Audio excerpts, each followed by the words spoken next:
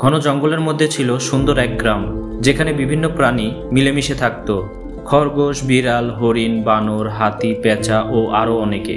এই গ্রামে রাজত্ব করত বুড়ো সিংহ রাজা বাহাদুর। সে ছিল ন্যায়পরায়ণ, কিন্তু এখন তার বয়স হয়েছে, আর সে ভাবছে কে হবে তার পরবর্তী উত্তরসূরি।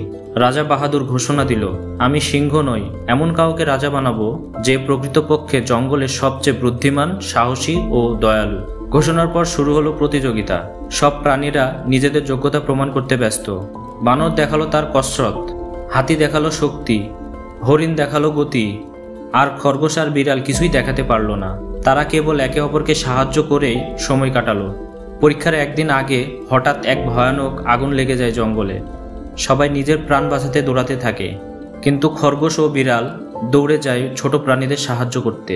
পিঁপড়ে, কাঠবিড়ালি, শামুক সবাইকে তারা বাঁচাতে সাহায্য করে। তাদের দেখে হাতি বলল, তোরা পাগল, নিজেরা বাঁচ আগে।